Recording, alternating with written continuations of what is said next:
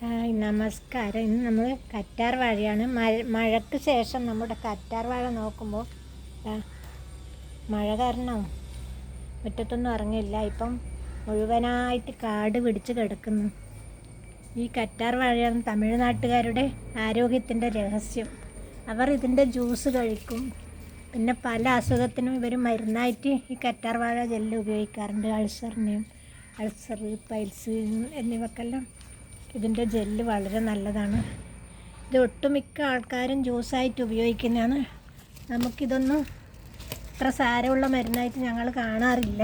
എങ്കിലും അവരിതിൻ്റെ ഔഷധ ഗുണം മനസ്സിലാക്കി നന്നായിട്ട് ഉപയോഗിക്കാറുണ്ട്. തീപ്പൊള്ളലിനെല്ലാം ഇതിൻ്റെ ജെല്ല് പുരട്ടുന്നത് നല്ലതാണ്. മുടി കൊഴിച്ചലിന് വളരെ നല്ലതാണ്.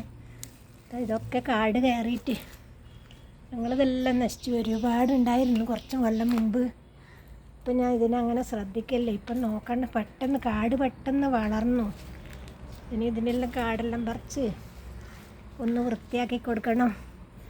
ഇതിൻ്റെ ജെല്ല് മുഖസൗന്ദര്യം കൂട്ടാനും എണ്ണ കാച്ചാനും പിന്നെ ഈ വായ്പുണ്ണിന് നല്ലതാണ്.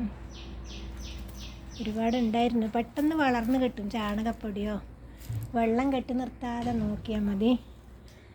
ചാണകപ്പൊടി, പച്ചച്ചാണകം എല്ലാം നേർങ്ങനെ കലക്കി ഒഴിച്ചാൽ തഴച്ച് വളരും. ഞങ്ങളിതെങ്ങനെയാണ് ജ്യൂസ് കഴിക്കുന്നതെന്നെല്ലാം വിചാരിക്കലുണ്ട് കാണുമ്പോൾ. അത്ര വലിയ കയ്പ്പൊന്നും ഉണ്ടാവില്ല. ആദ്യമായിട്ട് കഴിക്കുന്നവർക്കൊരു കഴിച്ച് ചിലവരെല്ലാം ഛർദ്ദിക്കാൻ വരും. അവർക്ക് സവിതയിടുന്ന ലേശം എൻ്റെ നീരിറക്കിയപ്പോൾ തന്നെ നമുക്ക് ഛർദ്ദിക്കാൻ വന്നു. ഇത് കുടിക്കുന്നവരെ ഞാൻ ധാരാളം കണ്ടിട്ടുണ്ട്. നല്ല നീര് കിട്ടുമല്ലോ. ഇതിൻ്റെ മുള്ളെല്ലാം ചെത്തിക്കളഞ്ഞ് സ്പൂൺ കൊണ്ട് നന്നായിട്ട് കോരിയെടുക്കാൻ പറ്റും. പിന്നെ നല്ല ചൂട് കാലത്ത് നല്ല തണുപ്പ് കിട്ടും. ഇതിൻ്റെ ജ്യൂസ് കഴിച്ചാൽ ശരീരത്തെ തണുപ്പിക്കാൻ കഴിയും. സ്കിന്നിന് നല്ല തിളക്കം കിട്ടും. വിറ്റാമിൻ ഇൻ്റെ കലവറയാണിത്.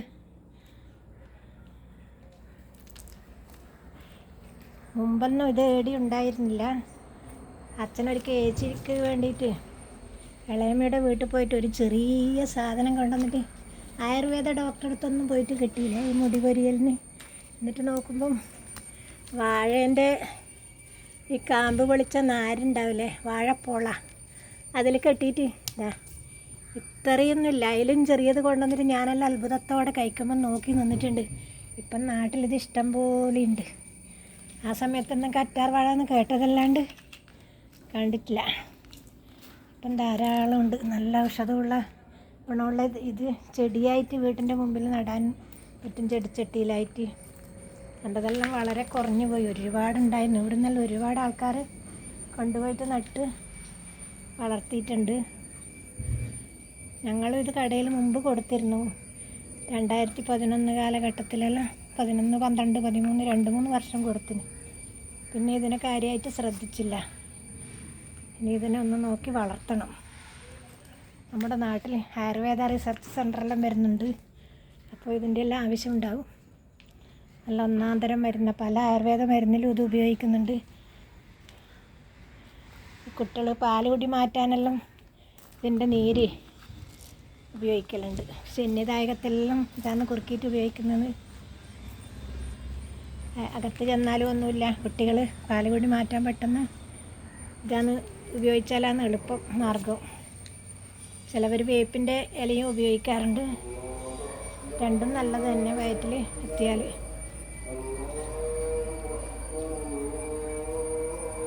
വീഡിയോ എല്ലാവർക്കും ഉപകാരപ്പെടുമെന്ന് കരുതുന്നു.